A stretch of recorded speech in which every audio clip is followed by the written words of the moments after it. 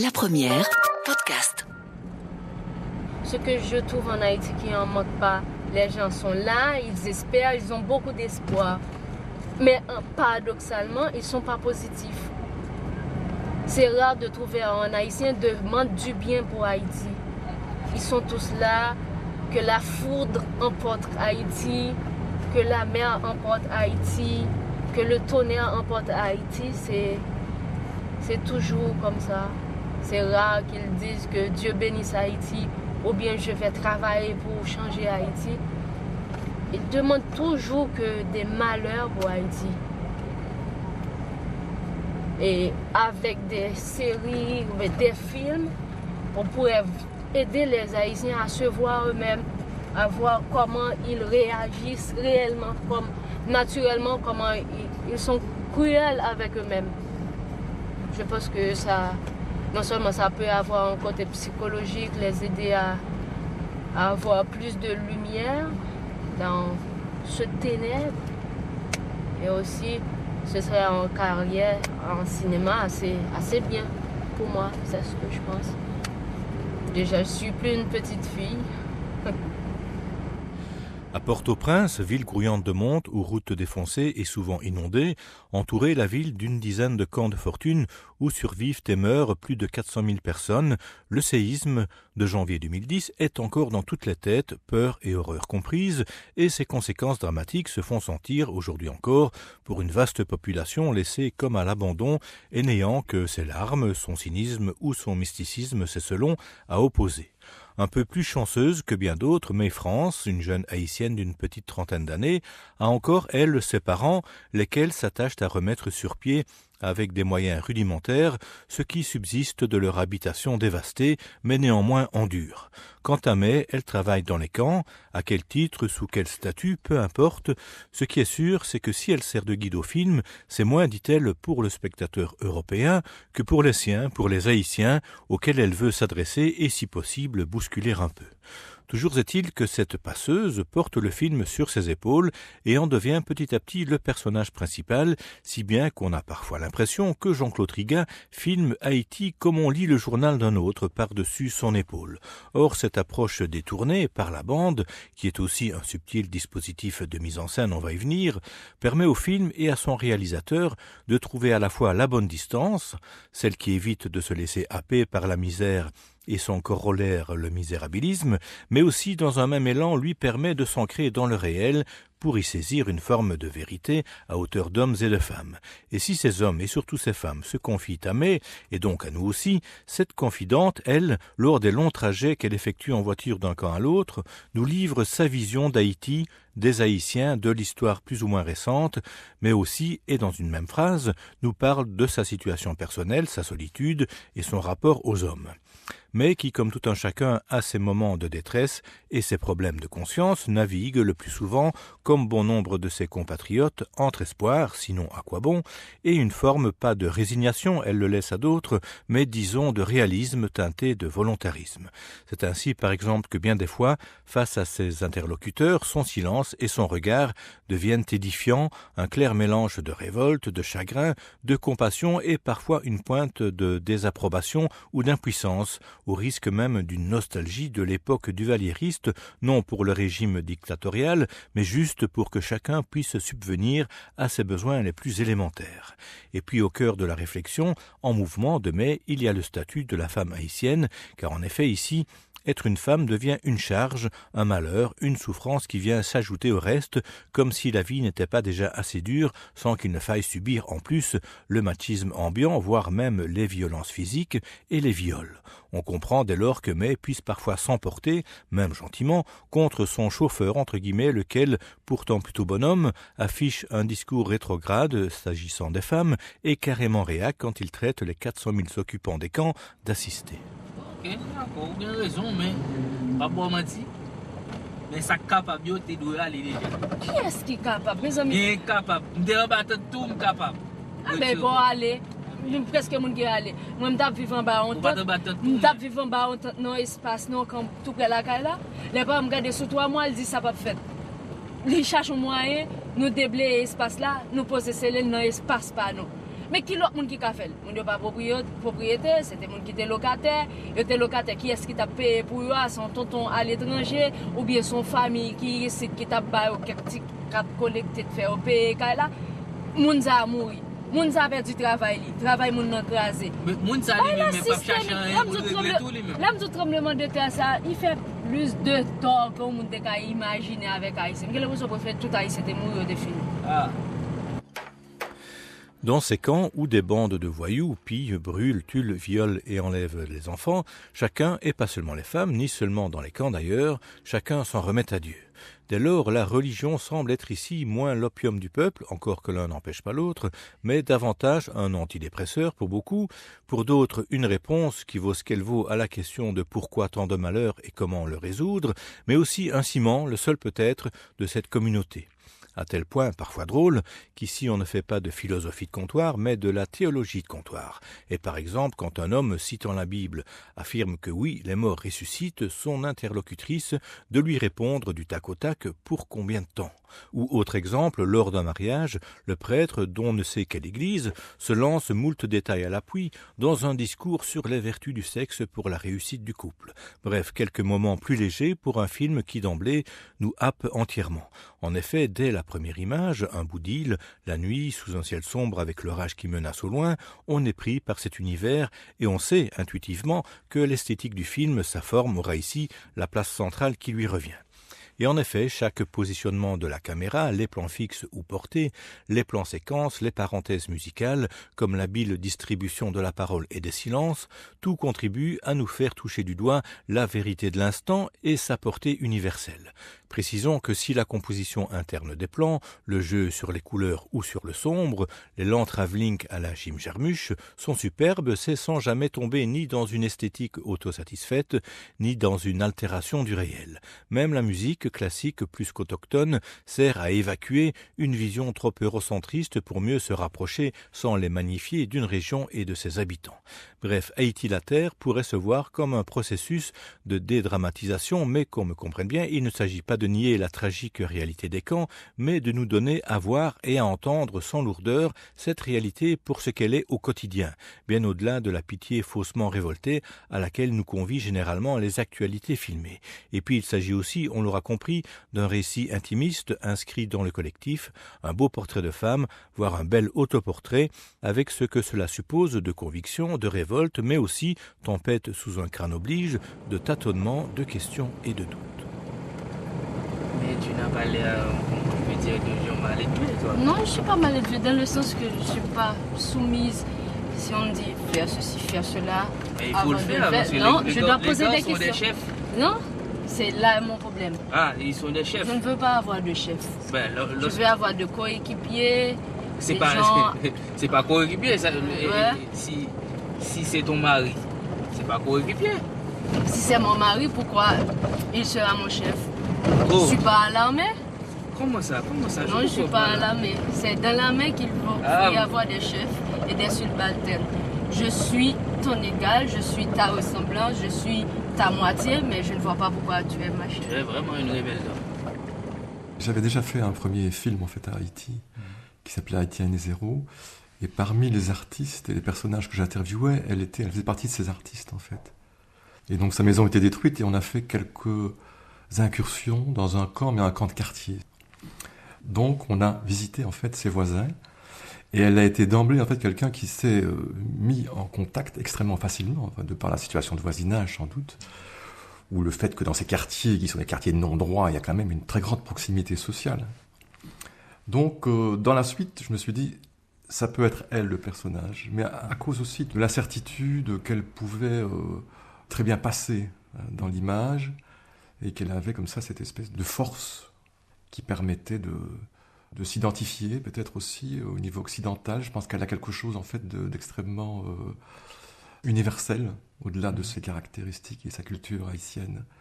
En fait, il était clair que le film allait décrire la vie quotidienne à Haïti et pas seulement la vie dans les camps, et c'est effectivement le cas. Je pense que les séquences de camps ne prennent qu'un cinquième du temps, je crois, du film lui-même. Ça dure à peu près une quinzaine de minutes. Et effectivement, il fallait un passeur. Elle est devenue ce passeur. Mais décrire la vie quotidienne, c'est aussi décrire quelque chose qui va au-delà des apparences. Je veux dire quelque chose qui habite tout le monde, en fait. On arrive très rapidement, dès qu'on parle de vie quotidienne, et si on va dans une certaine forme d'ethnologie, on arrive aussi sur la vie intime, la vie de couple, mes rapports avec l'autre. Donc il n'y a pas seulement ces rapports avec les hommes, il y a aussi ces rapports avec les femmes des camps. Elles en parlent tout autant. Et là, c'est aussi un élément fort, mais qui est dans l'intimité aussi. Le président a une école gratis, et nous-mêmes, nous beaucoup trouver. Nous beaucoup trouver. Qui tu as venu pour nous, les arrivés à Mondo, faut bailler comme. Ou pas comme, pas un goût même m'acheter, même un crayon, pas je m'acheter livre, m'acheter uniforme. Si nous chita, regardez l'école, nous pouvons négocier notre mademoiselle ça. Chita. Nous avons notre petit, toutes ces chita, pas de possibilité. Une belle goga, c'est vrai, mais pas de possibilité. Depuis pas de non, mais c'est comme si on s'en valait. Moi, j'ai commerce de même que bail pas. A caché douille, je prends 100 gouttes dans mon poche, mais je ne connais pas. Mais dans la veille, à cause du passé, que c'est tout le monde, je mettre là, parce que là, son femme qui fait commerce, on va dégager. Mais depuis 12 janvier passé, je n'ai pas goutte dans même tout commerce, je perdu. Et pour le monde qu'on vend la ville. Bagage ça prend la ville, je cours, je quitte tout bagage, je n'ai rien. Et je suis depuis 12 janvier, je n'ai rien fait.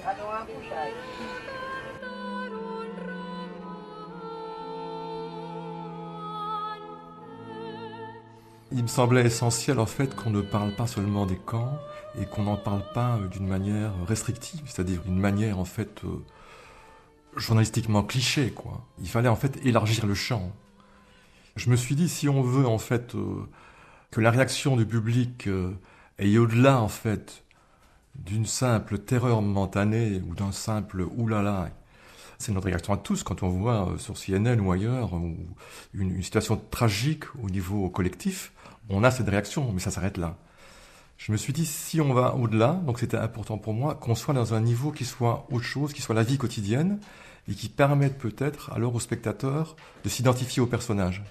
Et donc, ce personnage étant le passeur au niveau du film, si on s'identifie à lui, on s'identifie aussi au personnage qu'elle allait mettre en lumière.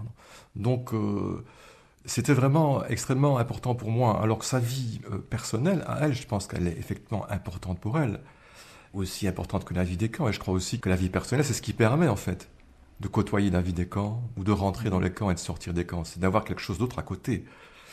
Je pense que cette vie personnelle, elle est tout aussi présente dans toute situation tragique au niveau collectif, je ne sais pas, je pense que la vie personnelle, pendant l'occupation par exemple ici en France ou en Belgique, je pense que la vie personnelle, c'est une romance maintenant, elle est écrite comme une romance.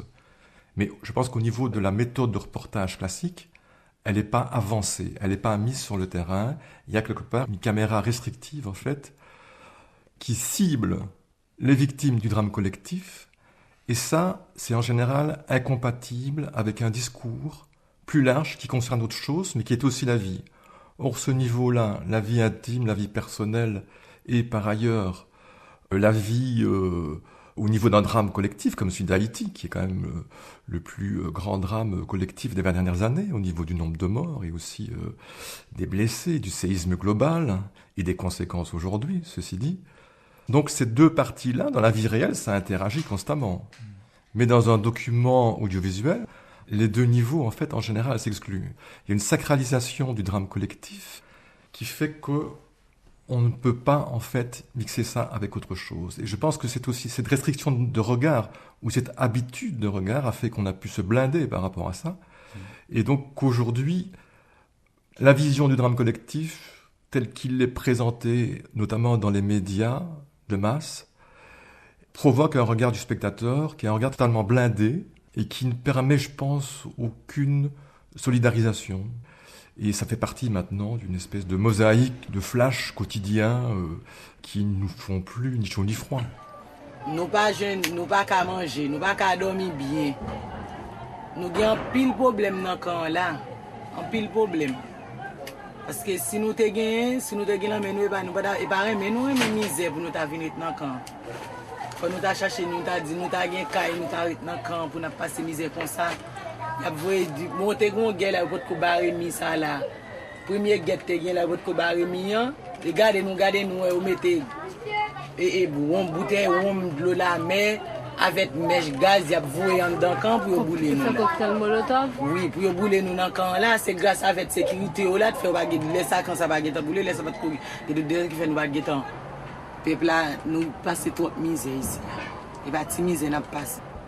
L'objectif secret, si je puis dire, du film au départ, c'était quand même de permettre cette projection sur un personnage du film, enfin principalement Maifrance, ce personnage féminin qu'on suit d'un camp à l'autre et dans sa vie. Cette projection permettait en fait de nous dire, tiens, les Haïtiens ne sont pas tellement différents de nous. Et du même coup, je pense que ça pouvait démystifier un peu l'exotisme sur lequel on a présenté Haïti. Je pense que cet exotisme était déjà présent dans la tragédie, dans cette espèce de grand-messe médiatique qu'il y a eu autour d'Haïti juste après le séisme. On parle, je crois, avec justesse d'ailleurs, de la résistance des Haïtiens, de leur force de vie, etc. Alors on est bien d'accord là-dessus, mais je ne vois pas tellement de différence, moi, dans la résistance des Haïtiens par rapport aux résistances, par exemple, des travailleurs d'ArcelorMittal ici à Seraing. Je pense que c'est aussi une résistance pour vivre, une résistance parfois désespérée ou désespérante, quoi. On est dans le même monde, la condition humaine, elle est partagée, elle est bien sûr plus tragique aujourd'hui à Haïti, mais elle est prémonitoire, en tout cas, peut-être annonciative de quelque chose qui pourrait, avec la même force, nous toucher. Parce que Haïti, c'est la terre, mais la Belgique, c'est aussi la terre, la France, l'Europe, c'est la terre. On prévoit en Europe, à partir de l'année prochaine, 15 millions de personnes qui auront faim. Alors, si on parle de la faim à Haïti, pour moi, c'est une manière de parler aussi de la condition humaine et de quelque chose qui pourrait très bien se passer ici, non pas après un tremblement de terre qui serait provoqué par un séisme entre guillemets naturel, mais aussi par rapport après une catastrophe écologique qui provoquerait, hélas, la même tragédie. On sait tous qu'on est quand même exposé quelque part à ça.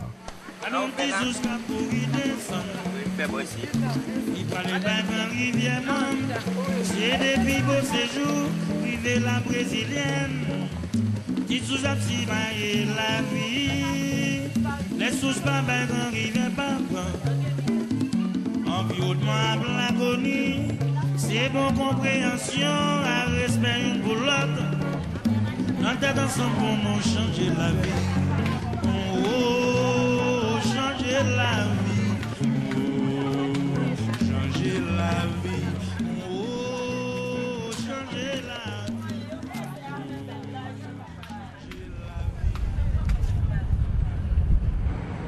vie. Il y a des gens qui sont tellement vulnérables que si tu es là à les entendre, tu vas éclater en pleurs. Tu vas te demander mais comment la personne fait pour vivre. Des fois, je cherche des mots pour consoler la personne, je n'en trouve pas. Parce que je pense que tout ce que je vais leur dire, elles le savent déjà. C'était déjà dit avant moi. Soyez forte, ça va changer. Et de l'espoir fait vivre. Ce sont des trucs qu'elles savent toutes déjà. Elles sont toutes là à espérer que ça va changer. Mais pour moi, je vois que c'est encore pire pour... Ça va.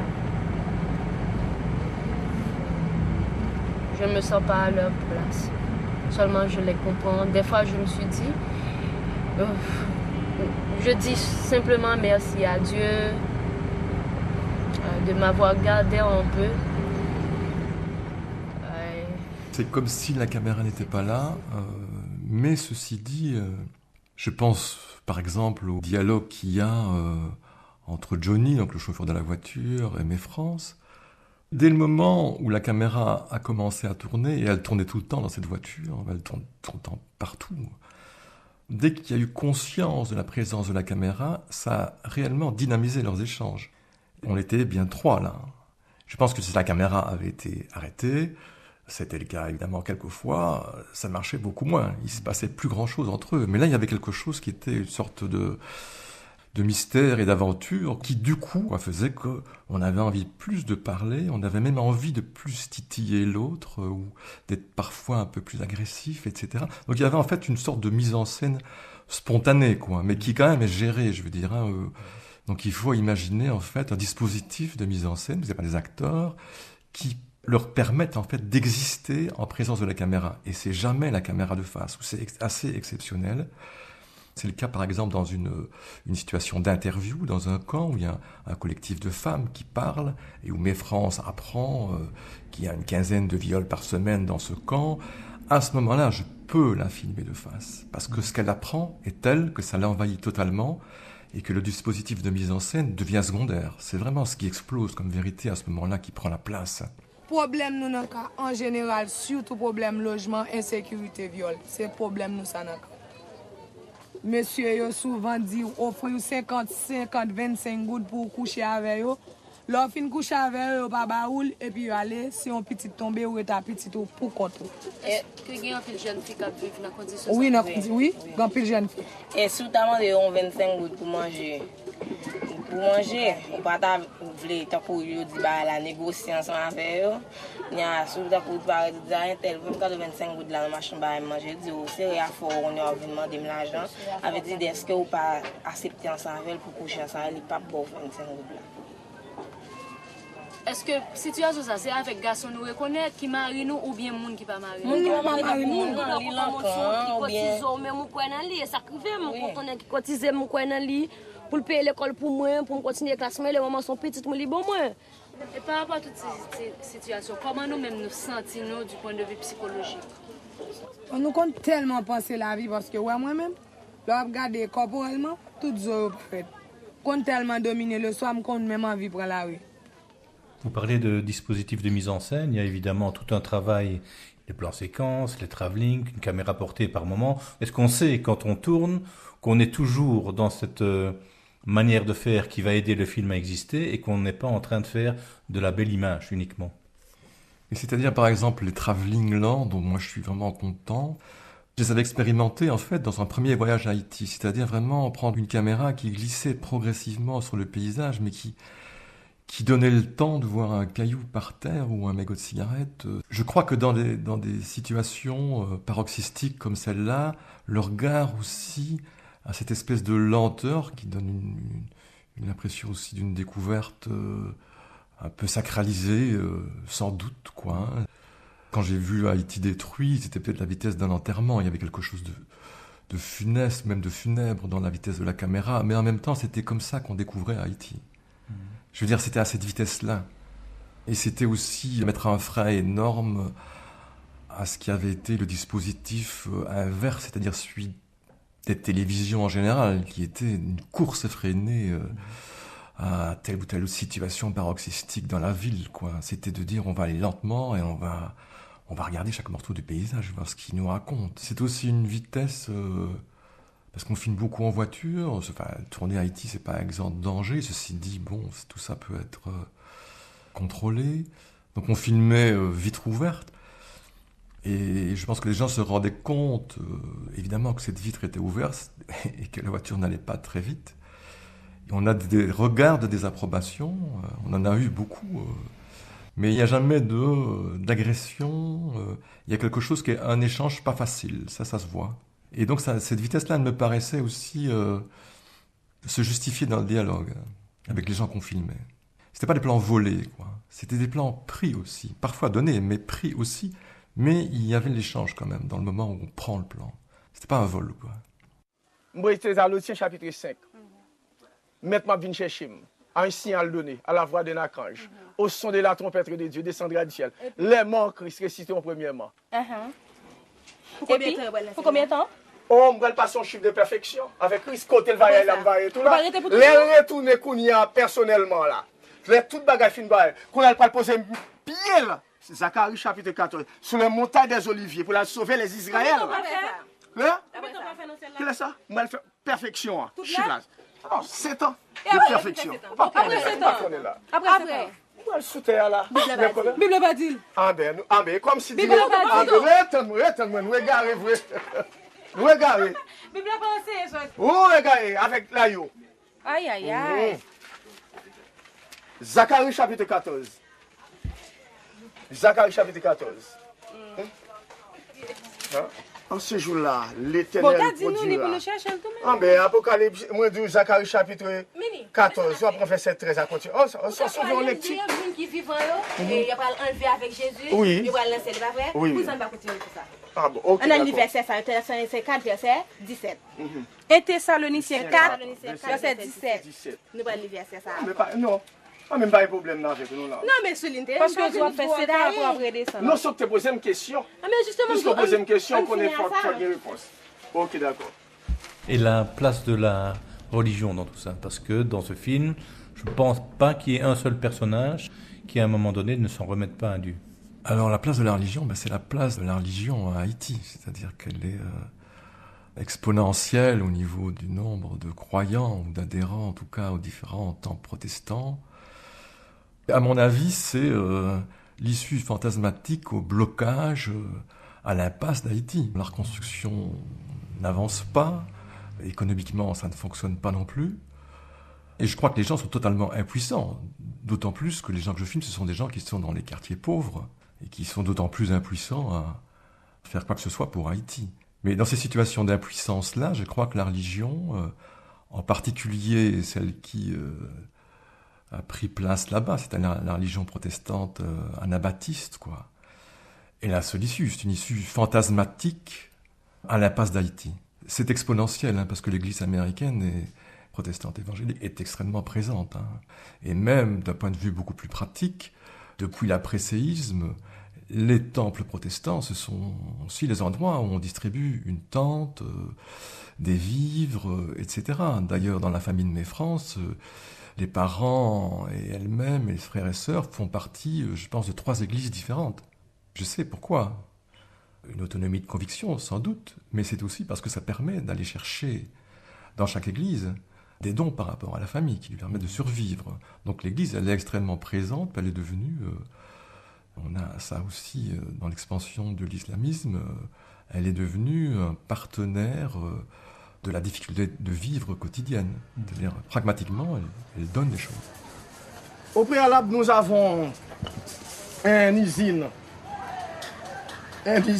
à Cité Soleil qui s'appelle Acérie d'Haïti. Nous avons la minoterie d'Haïti qui faisait des ciments. Nous avons 4 usines sucreries en Haïti. Bah, après la chute de Duvalier, tout se passe. Ouais. Ça veut dire que nous n'avons produit rien ici. C'est emporté par Saint-Domingue. Acheté bien cher. Ok. Problème. Ouais. Problème. Et pour ainsi dire, c'est que c'est le monde occidental. Il va détruire ce pays.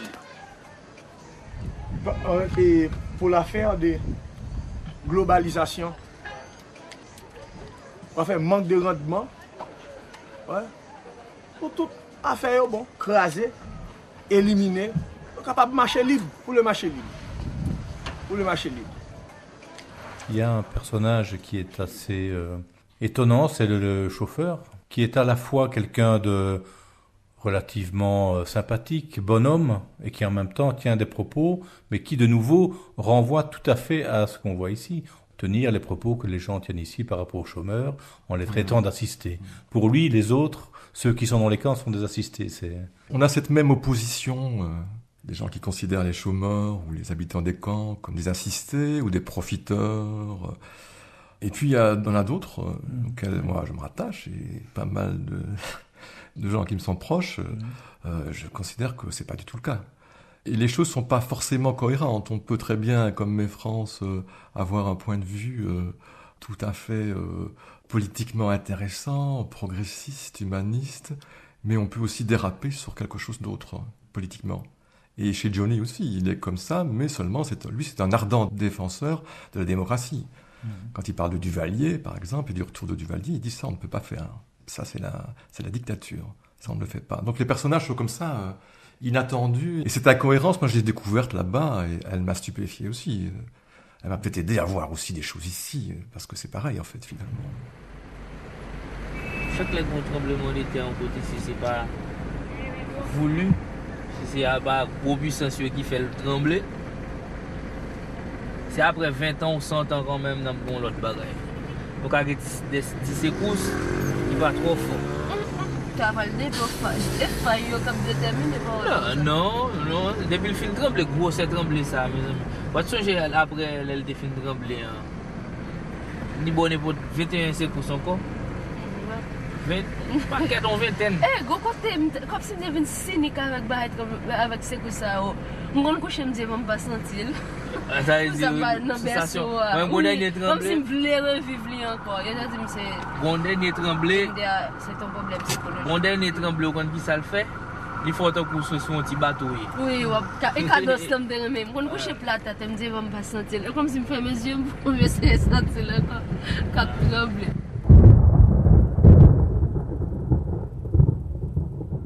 Vous dites en l'écrivant à l'écran que votre point de vue n'est pas nécessairement partagé par tous les personnages. Pourquoi était-ce nécessaire de le préciser? Et pourquoi préciser à la fin que ce n'était pas non plus le point de vue de l'État belge? En ce qui concerne l'État belge, la question peut être vite résolue, parce que c'est dans le contrat, on a eu un peu d'argent à la coopération-développement, et donc on est obligé de mettre cette formule. Alors moi, je mets la formule aussi en début de film, c'est-à-dire ce film est une vision personnelle de l'auteur, il ne coïncide pas forcément avec celui des personnages, parce que dans le cas présent, c'est le cas. En ce qui concerne Méfrance, qui est le personnage principal du film, il y a actuellement une opposition, et je veux dire c'est aussi un indice qui pourrait être analysé et qui dirait des choses intéressantes sur Haïti aujourd'hui. Il y a une opposition dans la mesure où Méfrance considère aujourd'hui que le film qu'elle a fait il y a 1 an, les positions qu'elle a prises, ne sont plus les bonnes. Elle considère que Haïti n'est pas ce que j'ai filmé. Et aussi que montrer les camps, c'est négatif et c'est pas intéressant. Ça tient à une difficulté, je pense, d'assumer une position dans un milieu social tel que Haïti aujourd'hui. Par exemple, les camps, c'est quelque chose qu'on ne veut pas voir à Haïti. Mais il y a aussi une autre issue fantasmatique et qui est dans les valeurs qui sont défendues aujourd'hui au niveau de la présidence d'Haïti, du pouvoir à Haïti, c'est de dire soyons positifs, voyons les choses positivement, montrons ce qu'il y a de plus beau dans ce pays, ne parlons pas de ce qui... parce que ça va nous empêcher en fait de développer Haïti. On va encore être plus sujet à des choses négatives dans l'analyse de nos situations par le reste du monde. Mais je trouve que cette manière de voir les choses, c'est une vision tout aussi fantasmatique que la vision de la religion. C'est-à-dire que c'est des visions, si on dit en étant optimiste, tout va aller, sans tenir compte des circonstances concrètes, sans dénoncer aussi des conditions de vie infrahumaines qui sont celles de 400 000 personnes dans les camps. Enfin, moi j'ai décidé d'opter pour un esprit critique, une non-acceptation de la censure, et même si je trouve ça assez difficile d'imaginer à tout moment que ces pôles-là vont permettre au monde de bouger, même si c'est difficile à croire tout le temps, au moins je le crois de temps en temps. Mais je suis sûr que c'est la seule position possible pour le journaliste, pour les auteurs, c'est de travailler dans une liberté la plus absolue possible, et aussi sur un esprit critique, et non pas sur un fantasme de résolution d'un problème.